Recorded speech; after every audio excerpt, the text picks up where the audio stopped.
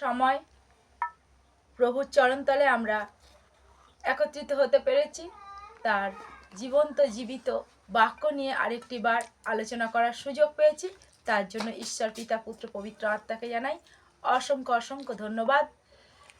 এই বাক্য আমাদের অস্থিমজ্জা ভেদ করে হৃদয় গভীরে কেটে বসুক। এই বাক্যের মধ্য দিয়ে সহস্রগুণ আশীর্বাদ আমাদের প্রত্যেকের জীবনে নেমে আসুক। আর এই বাক্য বলবার জন্য তুমি যে আমায় মনোনীত করেছো পিতা, এই বাক্য বলতে তুমি সাহায্য করো। তোমার মুখের বাক্য তোমার দাসের মুখ থেকে তুমি সফল করে নাও। এই দায়িত্ব আমি তোমার চরণে তুলে দিলাম। আমি নিজেকে তোমার হাতে সমর্পণ করলাম। এই প্রার্থনা ইম্মানুয়েল প্রভু যীশু খ্রিস্টের নাম থেকে চাইছি। Amen, amen, amen. জয় যীশু, হালেলুয়া। গীত সংগীতা 121 অধ্যায় 5 পদে ঈশ্বরের বাক্য কি বলে আমরা দেখব।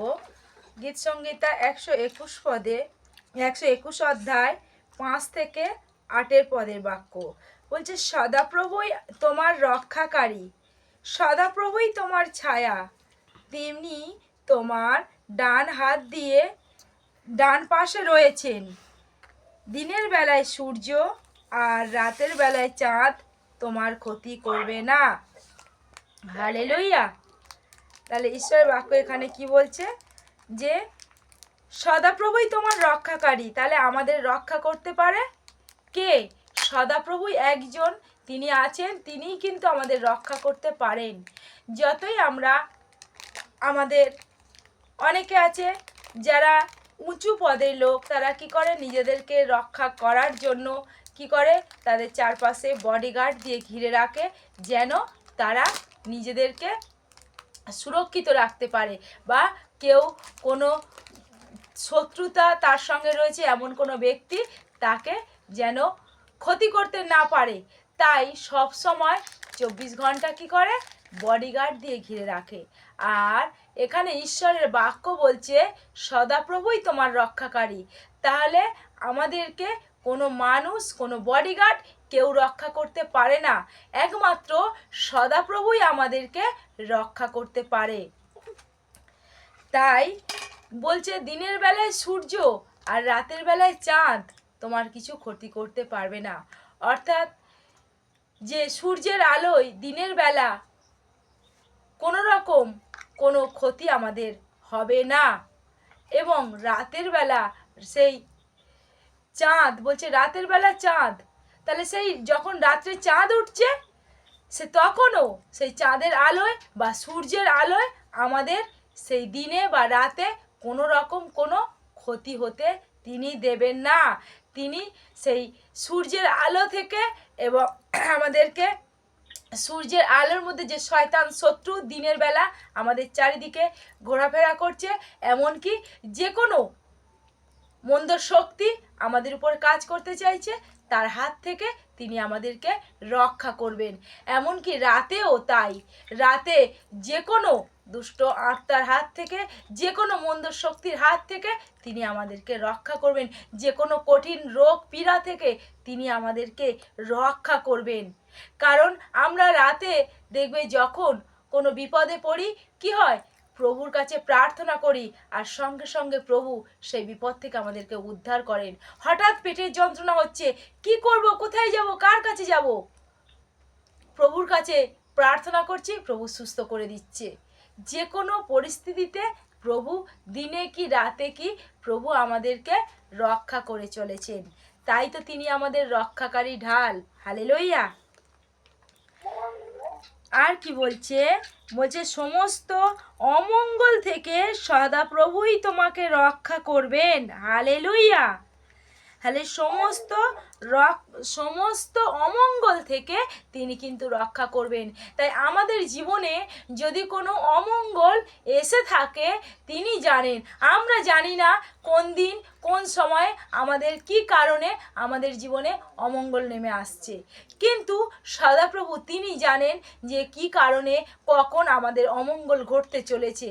তাই তিনি আমাদের সকল অমঙ্গল থেকে রক্ষা করবেন, তিনি আমাদের উপর কোনো অমঙ্গল হতে দেবেন না। হালেলুয়া। তিনি আমাদেরকে রক্ষা করবেন। তিনি তোমার প্রাণ রক্ষা করবেন। তোমার প্রতিদিনের জীবনে সদাপ্রভুই তোমাকে পাহারা দেবেন, এখন থেকে চিরকাল দেবেন। হালেলুয়া। তাহলে কি বলছে, সমস্ত অমঙ্গল থেকে তো সদাপ্রভু রক্ষা করবেই, আবার বলছে তোমার প্রাণ রক্ষা করবে। তাহলে আমাদের এই প্রাণ তিনি রক্ষা করবেন, আর তিনি পাহারা দেবেন এখন থেকে চিরকাল পর্যন্ত।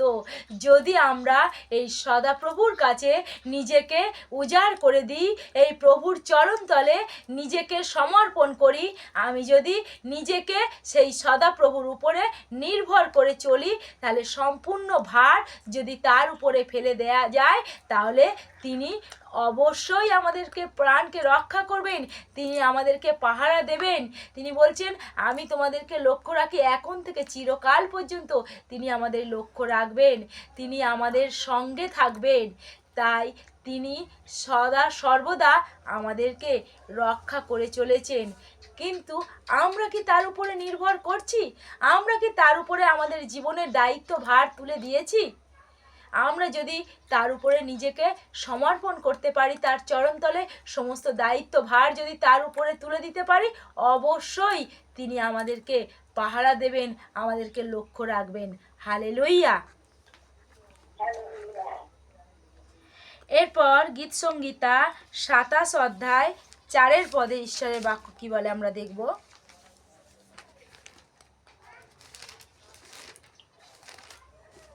গীত সংগীতা 27 অধ্যায় 4 পদে ঈশ্বরের বাক্য বলছে, সদাপ্রভুর কাছে আমি একটা অনুরোধ জানাচ্ছি, আমি যা চাইছি তা এই, আমার সারা জীবন আমি যেন সদাপ্রভুর ঘরে বাস করতে পারি, যাতে আমি তার সৌন্দর্য দেখতে পারি আর সেই বাসস্থানে তার বিষয় নিয়ে ধ্যান করতে পারি। হালেলুয়া। তাহলে তিনি আমাদের রক্ষা করবেন, তিনি আমাদেরকে লক্ষ্য রাখবেন। তাহলে আমাদের কি করতে হবে? ভক্তদাস দাউদ তিনি বলছেন যে তিনি চায় যেন সদাপ্রভুর ঘরে বাস করতে, যেন সদাপ্রভুর সেই বাসস্থানের দিকে তাকিয়ে যেন তার সৌন্দর্যকে দেখতে পায়। তাই সে সদাপ্রভুর কাছে প্রার্থনা করছে যেন তার বাসস্থানে তার বিষয় নিয়ে যেন চিন্তা করতে পারে, ধ্যান করতে পারে। হালেলুয়া। তাই আমরা যদি আমাদের বিষয় না চিন্তা করে আমরা যদি তার সৌন্দর্যের কথা, তার কাজের কথা চিন্তা করি, তার স্বর্গের বিষয়ে, তার সমস্ত কিছু কাজের বিষয়ে তাকে নিয়ে যদি আমরা ধ্যান করি, তাতে অবশ্যই আমাদের সকল মনোবাঞ্ছা পূর্ণ হইবেই। কারণ তিনি বলছে, আমি তোমাকে রক্ষা করি, আমার ডানার ছায়ায় তোমাকে রাখি। তাহলে তিনি আমাদের ডান দিকে থাকেন, তার ডানার ছায়ায় আমাদেরকে রাখেন। আর আমাদের কি করতে হবে?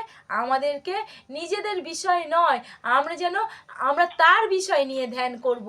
আমরা সবসময় আমার অসুস্থতা, আমার কষ্ট এই নিয়ে আমরা চিন্তা করতে থাকি, কিন্তু আমরা কেউ কিচ্ছু করতে পারবো না, সে ক্ষমতা আমাদের নেই।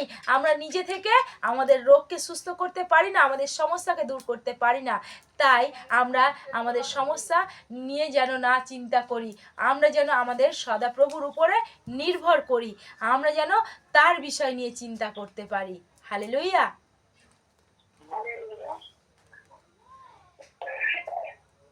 এরপর ফিলিপিও 3 অধ্যায় 13 থেকে 14।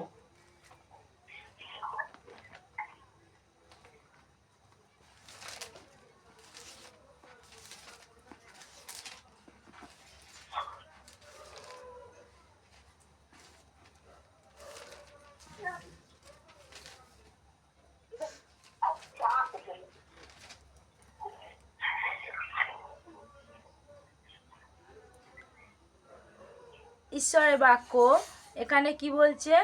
ফিলিপিও 3 অধ্যায় 13 থেকে 14 বলছে, ভাইরা, আমি যে সেটা ধরতে পেরেছি তা মনে করি না, তবে একটা কাজ আমি করছি, যেন পিছনের সমস্ত কিছু ভুলে গিয়ে তার সামনের দিকে ঝুঁকে সব শক্তি দিয়ে আমি শেষ সীমার দিকে ছুটে চলেছি।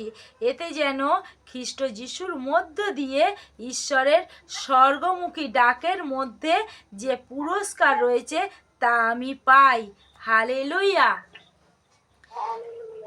তাহলে ঈশ্বর আমাদেরকে যে ডেকে নিয়েছেন, বলছে যে ঈশ্বরের স্বর্গমুখী ডাকের জন্য, অর্থাৎ ঈশ্বরের স্বর্গ রাজ্যের জন্য যে আমাদেরকে ডেকে নিয়েছেন, তাই আমরা যেন আমাদের সমস্ত পুরনো যা কিছু, আমাদের সমস্ত এই জগতের যা কিছু পিছনের দিকে ফেলে যেন আমরা সামনের দিকে এগিয়ে যেতে পারি, সামনের দিকে যেন আমরা এগিয়ে যেতে পারি, অর্থাৎ এই প্রভুর পথ অনুসরণ করে যেন আমরা সামনের দিকে এগিয়ে যেতে পারি। আমরা পিছন দিকে যেন না ফিরে তাকাই। আমাদের পিছনে কি সমস্যা, আমাদের পিছনে কি ব্যথা, পিছনের কি কষ্ট, এগুলো না ভেবে আমরা আমাদের পূর্বপুরুষে আমাদের পিছনে কি হয়ে গেছে, যিশুতে আসার আগে আমরা কেমন ছিলাম, আমাদের জীবনে কি ঘটেছিল, কি সমস্যায় ছিলাম, এগুলো ভুলে আমরা যেন সামনের দিকে এগোতে পারি, তার স্বর্গ রাজ্যের দিকে যেন এগোতে পারি, স্বর্গের তার স্বর্গমুখী ডাকে যেন আমরা সাড়া দিতে পারি। কারণ যে পুরস্কার আমাদের জন্য রেখেছেন সেই পুরস্কারটা যেন আমরা পেতে পারি। কারণ সবার মূলে আমাদের একটাই উদ্দেশ্য, এই প্রভুকে ধরে থাকা, তার স্বর্গরাজ্যে যাওয়া। এটাই আমাদের সবার মূলে সর্বশ্রেষ্ঠ সর্বপ্রথম উদ্দেশ্য।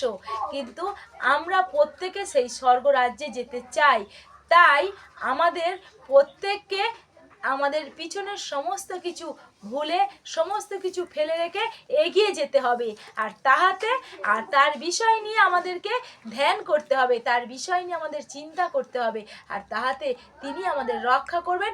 আমাদের কি প্রয়োজন, আমাদের কি দরকার, তিনি অবশ্যই আমাদের দেবেন। কারণ যদি আমরা যিশাইয় 65 অধ্যায় 24 পদের বাক্য দেখি, সেখানে বলছে, তোমরা ডাকিতে না ডাকিতে আমি তোমাদের কথা শুনবো। হালেলুয়া। তাহলে আমরা আমাদের সমস্যার কথা, আমাদের কষ্টের কথা তাকে জানানোর আগেই তিনি বুঝে যাবে যে আমার কি প্রয়োজন। তার চরণে যখন বসবো, তার কথা নিয়ে যখন ভাববো, তার কথা নিয়ে যখন চিন্তা করব, তার বাক্যকে যখন পড়ব, আর তিনি জানবেন আমার কোথায় কষ্ট আছে, কোথায় দুঃখ আছে, অবশ্যই আমরা যখনই ডাকিব আর ডাকার আগেই তিনি সাড়া দিয়ে দেবেন। বলছে, তুমি না ডাকিতে ডাকিতে আমি তোমায় উত্তর দেব। হালেলুয়া। ঈশ্বর এই বাক্যে আশীর্বাদ করুক। আমেন।